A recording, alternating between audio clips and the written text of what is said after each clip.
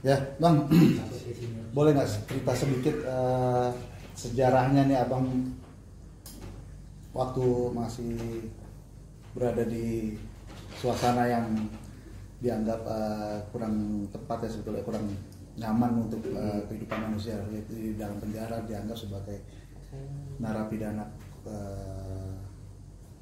teroris. Perjalanannya seperti apa sih? Perjalanannya itu berawal, saya itu sebetulnya saya cerita tentang sebelum jadi terpapar sampai tertangkap, setelah itu bikin produk ini gitu. Jadi sebelum saya tertangkap, sebelum terpapar sih tepatnya, saya itu anak band sebetulnya. Saya asli Surabaya, Jawa Timur. Saya punya band sampai jadi major label, sudah hijrah ke Jakarta, bermain band di situ, major label, sudah. Setelah itu, setelah ngeband 2011 itu saya pulang ke Surabaya, lanjutin kuliah. Setelah saya kuliahnya, saya bisnis, kerja tepatnya sih, kerja di otomotif, saya bisnis. Setelah itu dalam perjalanan bisnis itu saya terpapar. Tepatnya terpapar itu bukan dari jaringan. Jadi bukan dari jaringan, saya berkumpul dengan jaringan, umumnya begitu kan ya. Ketemu sama jaringan, ketemu sama orang-orang yang memang bergelut dalam teror ya tepatnya. Sama sekali tidak. Jadi tepatnya saya terpapar itu gara-gara adik saya yang tahu-tahu menghilang berangkat. Udah meninggal dia. Berangkat ke Suriah tepatnya.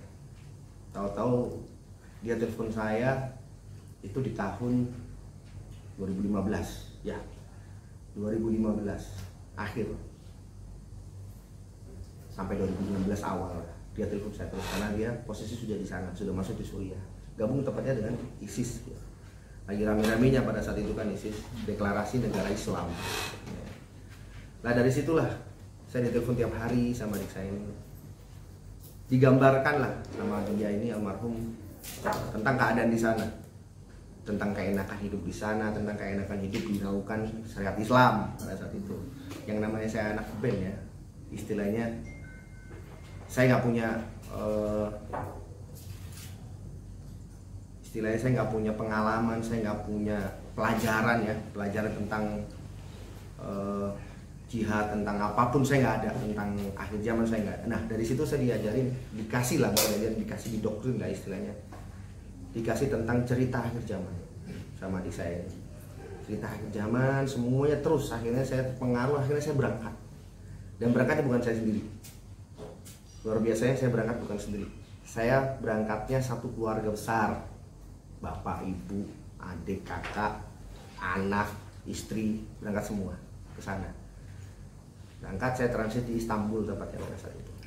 1 bulan saya di Istanbul, adik saya meninggal karena kena drone dia. Saya nggak punya jaringan di sana akhirnya, nggak punya link lah untuk masuk ke sana, karena kalau masuk ke sana itu harus penjamin. Saya nggak punya penjamin. Ya sudah, saya berhenti di sana sampai 1 tahun.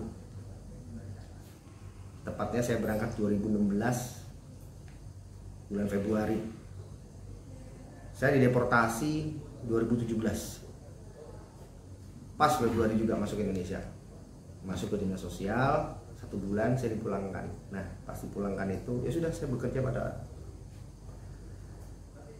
pada umumnya, bekerja sudah. Setelah itu adik saya ini Uzair yang ikut berangkat juga pada saat itu bareng sama saya, belum nikah dia. Pas pulang dia nikah sama anak Jakarta. Nah sama anak Jakarta ini pada saat nikah 2017 itu menikah, 2018 mereka berangkat lah jalan-jalan tepatnya. Jalan-jalan tuh ke Roma, Istanbul, Turki ya tepatnya, ke Istanbul sama terakhir ke Paris sama keluarga mertuanya 2018.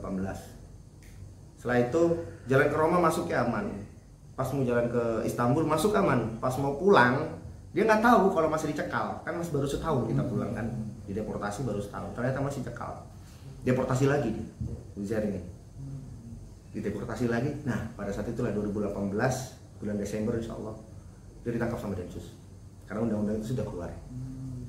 Ditangkaplah karena memang mau beli apartemen mereka ini. Uzair ini mau beli apartemen di Istanbul. Udah ditangkap, masuk dia. Setelah itu 2020, setelah 2 tahun adik saya itu dalam penjara, saya ditangkap. Kaitannya apa saya ditangkap? Karena kaitannya adalah saya yang menghubungkan Uzair dengan orang Indonesia yang ada di Istanbul untuk beli apartemen. Saya cuma ngasih nomor telepon si bapak ini. Udah, saya dijemput lah. Bapak ini ketangkap juga. Nah itu saya ditangkap sama pihak Densus. Sudah, saya jalanin vonis saya 4 tahun sama Uzair. Saya jalanin 3 tahun. Terakhir saya di Gunung Sindur. Istilahnya saya baru bebas itu tahun kemarin bulan September. Baru setahun saya pulang tepatnya sebetulnya. Namun konsep ini, konsep pada mobil ini ya, saya bikin ini, saya ciptakan ya, khususnya saya di dalam lapas. Jadi saya duduk dulu di dalam lapasnya, dibantu sama Uzair dan teman-teman dari BNPT dan Densus, alhamdulillah bantu kita. Khususnya orang-orang lapas nih, ngasih fasilitas kayak ini luar biasa. Ya, karena saya pengen bermanfaat untuk masyarakat Indonesia, untuk teman-teman ex napiter nih kan. Akhirnya rencana ini saya jalankan selama di lapas. 1 tahun saya di lapas itu saya konsepin ini semuanya. Alhamdulillah sudah 50% lah selama dari lapas itu. Nah, setelah saya pulang berjalan sampai sekarang alhamdulillah, dan perkembangannya luar biasa signifikan. Karena konsep saya adalah bermanfaat untuk masyarakat. Itu yang saya jadi tujuan kita. Tujuan dia ada mobil. Tujuan saya khususnya ya, tujuan saya adalah bermanfaat untuk masyarakat Indonesia. Karena apa? Ini istilahnya penghapus dosa. Saya sadar saya pernah melakukan kesalahan. Menyesal banget. Kalau ditanya menyesal nggak banget. Ngapain sih jauh-jauh ke sono gua? Nggak ada guna gitu kan. Ya sudah. Itu masa lalu. Tapi saya sekarang berjalan bukan dari background masa lalu. Kalau ditanya, kamu ex napiter? Betul, tapi sekarang bukan napiter saya, bukan ex, tapi saya ada mobil. Ini yang saya bawa sekarang. Kenapa ada mobil? Karena saya orang otomotif. Saya mencintai dunia otomotif, saya paham banget dunia otomotif. Jadi saya menciptakan dunia otomotif. Saya pengen memberdayakan mantan napiter ini nih, ex napiter. Setelah mereka pulang itu mereka nggak punya apa-apa, bahkan minus semuanya. Stigmanya tuh buruk luar biasa. Wah, napiter nih mengerikan ya dong. Wah, napiter nih orang nggak mau deket dong. Di semua lini bisnis, lini pekerjaan doa ditolak. Tapi itu sempat abang rasain tuh penolakan Alhamdulillah saya enggak. Nah, karena saya sudah berkonsep di dalam lapas. Karena saya memang entrepreneur, saya kepengen bukan jadi pegawai, ya kan? Karena pengen jadi pebisnis. Memang sebelum saya ketangkap saya juga bisnis. Saya lanjutkan, saya tinggal lanjutin aja. Tapi saya balut dengan pemberdayaan. Nah, konsep ini saya present lah ke pihak Densus, ke pihak BNPT. Saya present, alhamdulillah mereka menyambut luar biasa. Menyambut benar-benar luar biasa, positif sekali konsep saya ini. Karena untuk pemberdayaan mantan napiter. Kenapa saya pilih ada mobil? Kenapa saya pilih otomotif? Ya kan? Karena di otomotif itu ada pelayanan, service quality. Jadi pelayanan inilah yang kita kejar sebetulnya. Kita fokuskan di pelayanan. Karena ex napiter ini harus kembali ke masyarakat. Ex napiter ini supaya mereka percaya diri. Dia punya produk, dia punya kemampuan sebetulnya. Jadi saya pengen mengubah stigma ex napiter yang menyeramkan, ex napiter yang memang sampah masyarakat dia dong. Saya pengen menghilangkan stigma itu sebetulnya berat. Tapi makanya saya butuh dukungan dari semua pihak, dari semua dinas, ya kan, dari semua masyarakat Indonesia khususnya. Saya pengen dapat dukungan dari mereka semua. Ayo dong dukung kami. Kami berubah, kami ingin berubah, kami ingin menjadi masyarakat Indonesia, penduduk Indonesia yang memang bermanfaat untuk masyarakat Indonesia. Ya, tidak spesifikasi harus non-muslim, orang-orang muslim, tidak spesifik untuk non-muslim atau orang-orang muslim saja, tapi untuk seluruh masyarakat Indonesia. Makanya saya angkat bendera ada mobil ini syariah. Syariah yang for all, syariah yang tidak mengotakkan diri khusus kaum muslimin saja. Jadi syariah ini syariah yang for all, syariah untuk semua masyarakat Indonesia. Apa bedanya sih dengan syariah-syariah yang lain ya dong? Beda, tentu beda, ada perbedaan. Syariah kita itu nggak ada denda. Perkreditan otomotif ya, khusus perkreditan otomotif syariah kita tidak ada denda, syariah kita tidak ada sita. Ya, fokus kita adalah menghilangkan kezaliman. Yang umumnya ini kalau gagal bayar ditarik di jalan lah, terlambat bayar ada denda lah. Nah, di tempat kita sama sekali tidak ada. Debt collector tempat kita tidak ada debt collector eksternal, jadi tidak ada penarikan di jalan. Itu fokus kita, jadi memanusiakan manusia sebetulnya kita.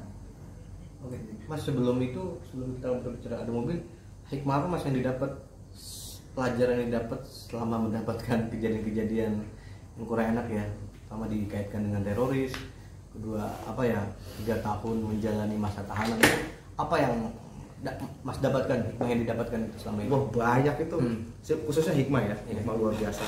Saya ambil positifnya, kalau saya ambil negatifnya, saya gila atau mati bunuh diri, gitu ya. Karena kalau nggak ada rahmat Allah di situ, saya bisa gila atau mati bunuh diri. Saya ambil positifnya, saya hikmahnya di situ. Alhamdulillah, saya ketangkap. Gitu.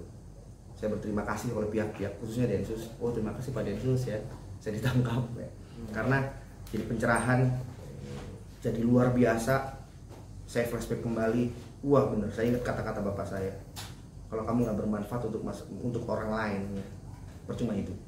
Nah, inilah saya berpikir, wah harus manfaatnya buat orang banyak. Kalau hikmah dulu banyak, saya jadi rajin sholat tahajud nggak pernah putus, gitu. Ya.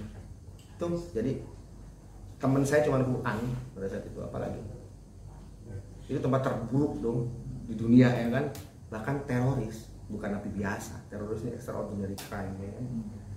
Saya di dalam kamar terus tiap berhari-hari bertahun-tahun di situ sudah. Saya nikmatin, kalau nggak saya nikmatin ya udah. Mas, teroris kan gimana respon dari teman-teman setelah keluar? Apakah dikucilkan, apakah pada menghindar, kabur, pada takut? Misalkan orang kan teroris itu kan stigmanya jelek ya. Nah, gimana respon orang-orang terdekat gitu? Alhamdulillah, karena mereka tahu saya liberal ya, bukan liberal ya, tepatnya saya bukan orang-orang yang dalam jaringan sebetulnya tepatnya ya. Alhamdulillah teman-teman saya justru tidak takut mendekat ke saya, justru malah makin mendekat gitu kan teman-teman saya ini. Ayo dong supaya kita bangkit, saya bangkit nih, dibantu lah teman-teman kita nih, teman-teman saya ini luar biasa, masya Allah teman-teman saya dibantu untuk bangkit, dibantu ada mobil ini bisa boom. Kalau saya sendiri nggak mungkin, nggak akan bisa. Nah makanya teman-teman saya luar biasa bantu. Justru mereka makin mendekat ke sana, tidak ada rasa takut. Gitu. Artinya udah percaya diri dengan apa yang sudah digagas waktu masih jadi narapidana sampai akhir hari ini juga percaya diri nih. Percaya diri, harus percaya diri.